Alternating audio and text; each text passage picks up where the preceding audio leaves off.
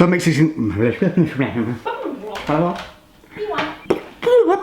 things up this week. So today you're gonna get this video, and the CREWCast will now be on tomorrow. So that will still be up this week, just tomorrow instead, because we've got a lot going on. We're heading out of the house again tomorrow to head down to Birmingham for the Gymshark pop-up store. Lainey's baking. We gotta start packing. I'm drinking my secret red drink. If you've been following me on Insta stories, you'll have seen me have this every day. I'm gonna let you know what's in this super secret red drink, which can actually help reduce joint pain as well as aid digestion. But you'll find out about this in my next video, because today I want to concentrate on the fake physique and fake transformation. And I'm gonna take you through today how I'm looking now, more than a week after the final reveal from the 7-day transformation. Have I maintained it? Have I lost it? Was it real? Was it fake? You'll find out today.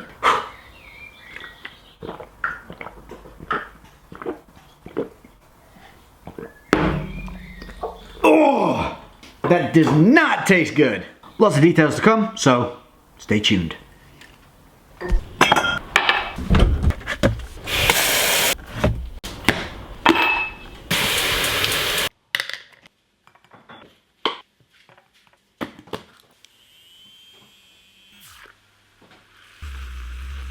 So the weather is beaming, it's a beautiful ass day. I'm gonna do a full workout, then I'm gonna show you what I now look like over a week later from that 7-day transformation that you already have, should have, could have. If you haven't seen it, link, playlist below, description.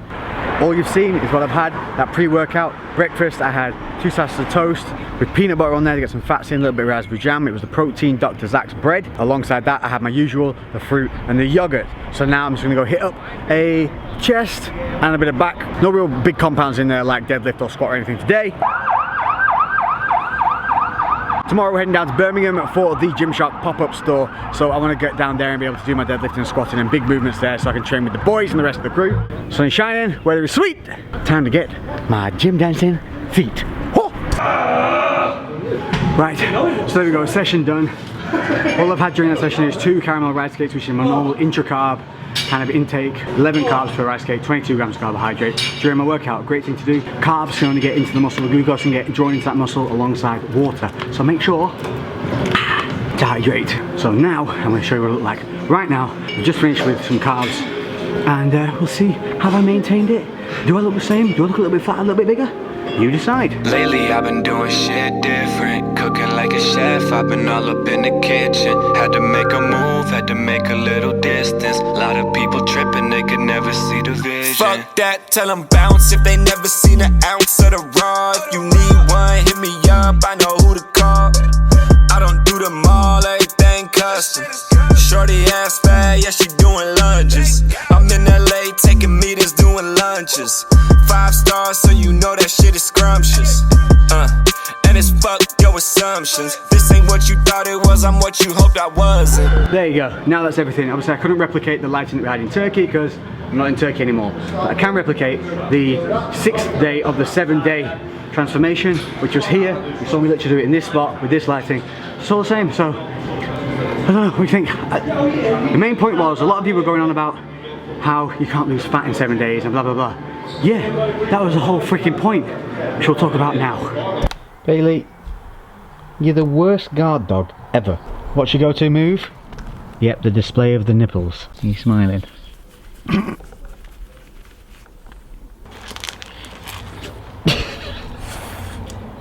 You're ridiculous.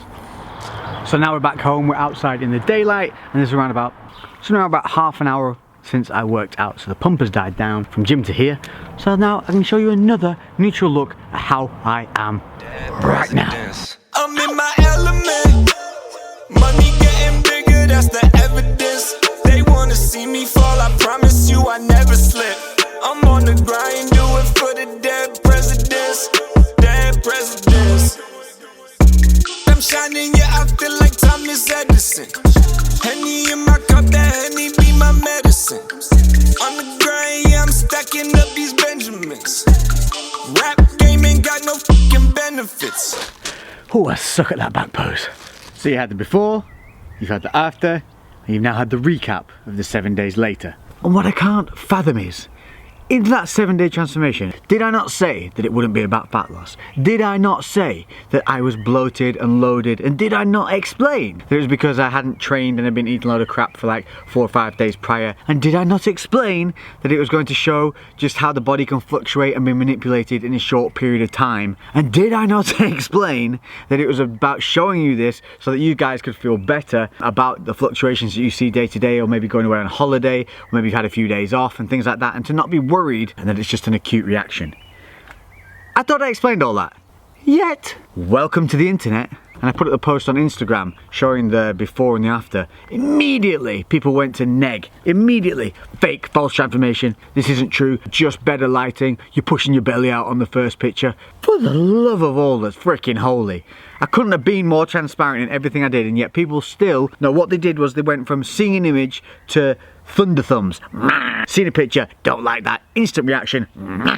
Because we live in this social media world now where people can instantly put a brain fart out into the world, rather than just taking a second to do maybe even 3 minutes fucking research, watch the first intro of the first video of the first series that I actually told them about in the description of the picture, which they still didn't read, to find out what was going on. And this is the problem with people in general and internet world, is snap decisions, snap judgments, snap opinions. Everything has a backstory, everything has a reason, everything has a purpose, everything has a history to it. You can't take a look at a singular moment in time, a singular picture, and make a judgment from it. You just can't do that. And that was what that whole thing was showing it. So these people that were complaining about it being fake this and fake that were actually arguing my point for me. Because that's what the whole thing was showing. Everything they were bitching and moaning about was the reason I did the 7-day transformation, to show you how quickly the body can be manipulated and be changed to look a certain way from another certain way. Just to show you guys about fluctuation and the reality of situations. So I was actually backing up their dumbass, Jesus, you know. Oh. So you can see, after that recomposition of the body, after manipulating it, taking it in extreme fashion back to kind of ground zero and then peaking it for a little bit, I then maintained being on holiday, keeping my diet relatively strict and relatively well monitored. So the way that I do that on a holiday is to simply do 3 things. And that's eat 1, 2, 3 meals. So yes, this is a 3-meal top tip program for whenever you're on holiday and you want to stay in shape and keep things kinda tight. It's really simple. Meal 1, breakfast. What you're gonna do here is you're gonna go for a high protein, higher fat meal. So we're talking about scrambled eggs with the egg yellows, chuck in some peppers, some chilies, get some salad on the side, maybe put a little bit of cheese on the top.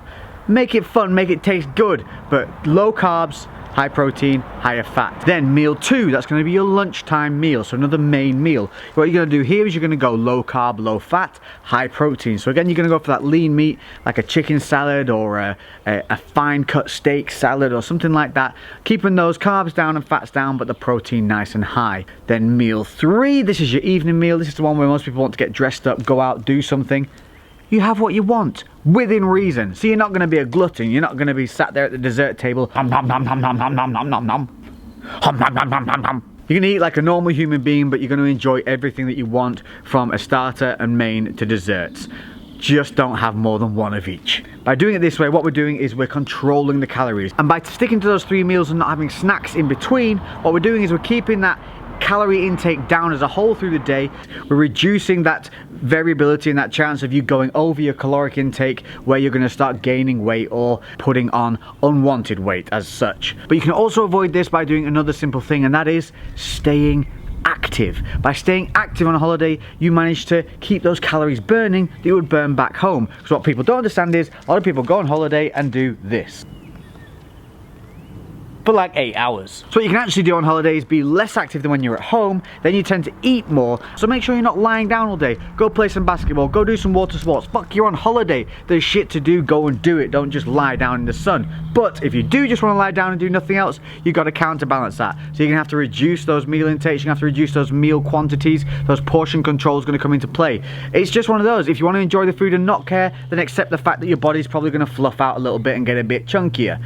But if you do care and you want to stay in shape, then it's just nature. You're going to have to control that food. But without having to go there and weigh everything, the 3-meal top tip way of doing it is going to be a simple way of keeping those calories down, allow you to enjoy your time there and stop you feeling too hungry. It's not perfect, but it will 100% work.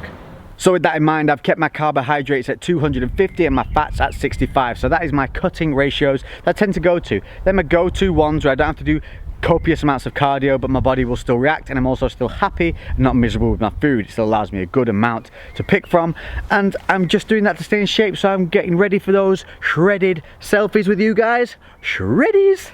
I'm expecting a lot from this event. I'm expecting to see a ton of you guys, because this is the one time in the UK that we all come together for that one spot. I'll be there, David will be there, Yucky, I think we have Nikki, obviously Lainey, and a ton of other people. Oh, Ryan Terry as well, my boy who's back in the UK. We will be starting to do an episode a month together where we go down and train and do some podcasts. So let us know what you'd like to see from myself and Ryan, and we'll make that one happen. Other than that, I think that's covered everything that I want to cover in this video. So remember, don't make snap judgments. Do just a little bit, maybe a tiny bit of research before you let this little angry thumb go to town on your little keypads. And maybe, just maybe, instead of being angry, you'll learn something, you'll be happier, you'll find out that shit isn't always as it seems for the positive. What do you reckon, Bales? Is happy the way forward? Positive the way forward? Yeah? Should we sniff out the facts before we let our thumbs of wrath go to town? Zibeli has spoken. Do your research. Give me a biscuit. Catch you in the next episode. We out. Go, go, go.